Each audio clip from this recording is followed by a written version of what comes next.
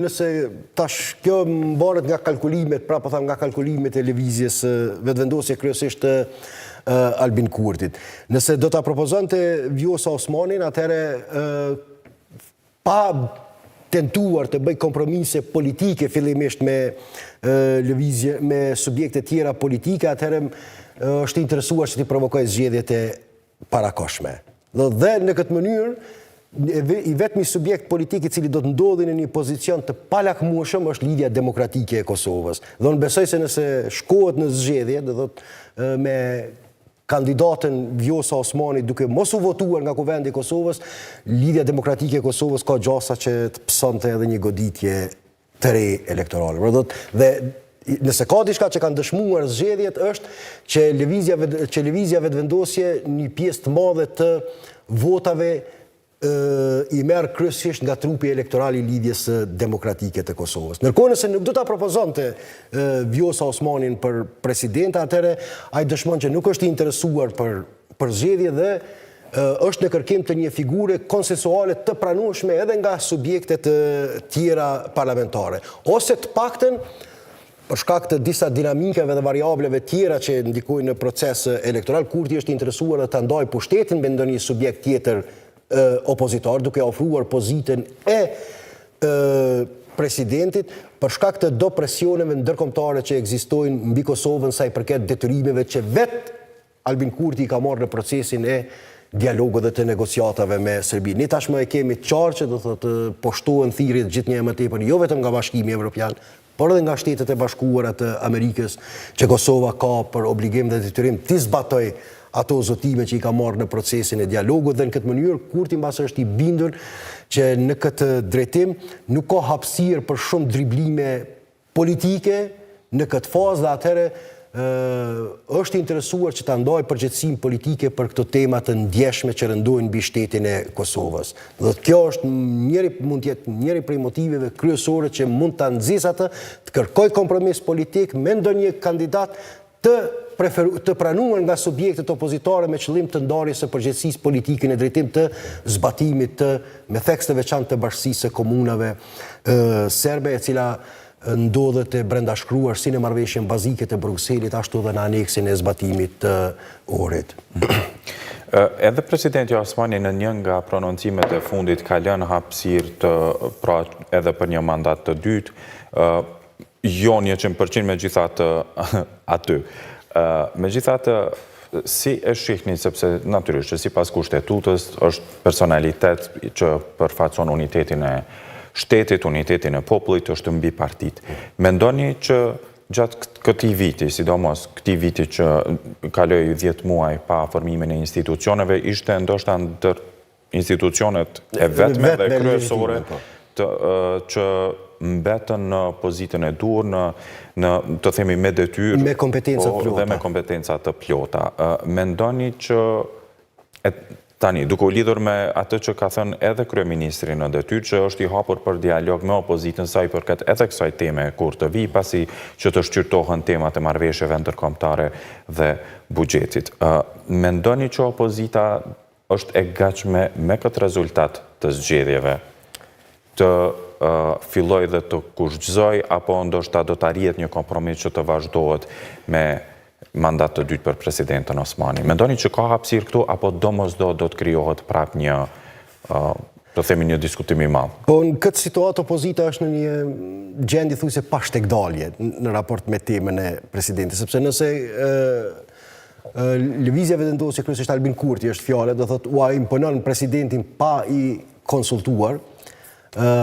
do të pa i marrë në konsiderat edhe vizionin edhe qëndrimin e tyre se kush duhet të jetë president. Kjo është një lloj ofendimi që i bëhet edhe një lloj transmetimi i mesazhit se tashmë ju jeni të dorëzuar dhe nuk keni asnjë hapësirë tjetër post të kapitulloni politikisht para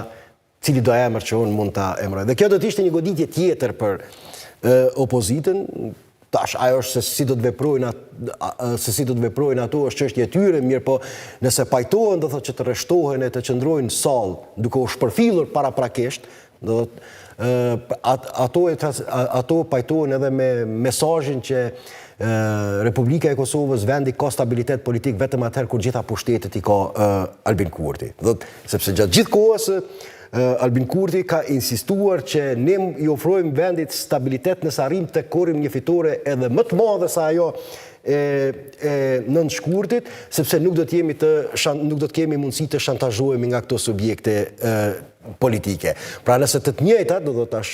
pajtohen që për të shmangur zgjedhjet e jashtëzakonshme për shkak të situatës së pashtetdalje në cilën ndodhen, për shkak të rezultatit të dobët të tyre, do të e ulin kokën para këtij imponimi politik, humbja e tyre do të ishte edhe më e madhe se sa nëse shkohet në zgjedhje. Por nëse ofron kompromis politik Albin Kurti, atëherë duhet ja vlen që të shqyrtohet, ja vlen që të diskutohet. Dhe në këtë drejtim unë jam i bindur që kjo është mbas arsyeja pse kryeministri do të mund ta sakrifikonte propozitë të presidentit Vjosa Osmanin politikisht për shkak të nevojës së tij për të shfaqur para opinionit publik si një figurë e cila është i gatshëm që të bëjë kompromise politike për t'i ofruar vendit stabilitet dhe për të shmangë krizat permanente. Dhe janë arsye tjera që mund ndikojnë tash, nuk e di saktë, mirë, po për shkak të disa fërkimeve që ka pasur në momente, pavarësisht që ka ekzistuar percepcioni që, dhe është e vërtetë që Vjosa Osmani në mas të madhe ka qenë në koordinim plotë, ka ndjekur agjendën politike të Albin Kurtit, ka pas disa momente dhe disa fërkime që duket kanë mundur ta lëndojnë Albin Kurtin, sidomos fjalimi vjetor në Kuvendin e Kosovës vitin e kaluar, kur Albin Kurti ishte në presion të madh për shkak të sanksione, për shkak të masave sanksionuese ndërkombëtare, për shkak të tensioneve me Shtetet e Bashkuara të Amerikës, dhe aty Vjosa Osmani vendosi ta atakoj politikën e jashtme të qeverisë së Kosovës si diçka e cila i ngjan një kazino dhe që po hedhet në bingo fati diplomatik i Shtetit të Kosovës. Por mos të harrojmë që nëse ka në racioni kryesor me cilën lëvizja vetëvendosje është krenuar në vazhdimsi gjatë këtyre viteve kanë qenë politikat e saj për shtrirje të sovranitetit në veri. Dhe sanksionet dhe tensionet me aleatët kanë ardhur pikërisht për këtë që ky subjekt politik e konsideron arritjen më të madhe të qeverisjes së saj. Dhe shtrirjen e lishmërisë të sovranitetit në veri. Dhe arsyetimi, do thotë, i eksponentëve kryesor të lëvizjes vetëvendosje ka qenë që në fundit ne duhet t'i durojmë edhe sanksionet, edhe masa sanksionuese të Bashkimit Evropian me qëllim që ato një ditë do të suspendohen, mirë, por ne do ta kemi veriun të integruar brenda territorit të Kosovës. Po ashtu edhe sa i përket tensione me Shtetet e Bashkuara të Amerikës, ndërprerjen e dialogu strategjik. Mos harroni, kryeministri Kurti ka korrur një sukses të jashtëzakonshëm elektoral edhe në raport me tensione me partnerët ndërkombëtar. Nuk ishte kohë më herët që ishte ndërprerë dialogu strategjik me Shtetet e Bashkuara të Amerikës, dhe ajo është justifikuar, do thotë, ky tension është justifikuar se Shtetet e Bashkuara të Amerikës nëpërmjet synimeve të tyre që ta shkputin Rusinë, që ta shkputin Serbinë nga orbita ruse, po i bëjnë presion Kosovës që të bëjë kompromise politike. Pra, do thotë, afrimi i Serbisë ka shëvaja sipas arsyetimit të tyre, po dënë të ndodhë mbi kurrizin e shtetit të Kosovës. Dhe që është Albin Kurti ai i cili po futet në telashe me partnerët ndërkombëtar për ta mbrojtur territorin, për ta mbrojtur integritetin dhe territorin e Kosovës. Do të kjo ka qenë kauza kryesore, dhe pikërisht në një moment caktuar Vjosa Osmani do të e ka sulmuar për arsye që ne nuk i dimë, nuk i kanë bërë publike, e ka sulmuar mes rreshtave kauzën dhe kauzën kryesore të lëvizjes vetëvendosje sa i përket efikasitetit të saj në menaxhimin e shtetit të Kosovës. Dhe duket që këto tensione kanë ndikuar që Albin Kurti të ketë dyshime në raport me Vjosa Osmanin edhe për një mandat të ri presidencial, dhe ajo që është më kryesorja, mbase ai mund të jetë i bindur që tashmë politikisht ajo më nuk është e dobishme për të, sepse ka arritur të korrë një rezultat edhe më të madh se sa kur ishin së bashku. Dikush mund thotë po, por janë megjithatë përsëri së bashku, sepse me listën Guzok ishin koalicion në parazgjedhor, po atëre nëse Donika Gërvalla dhe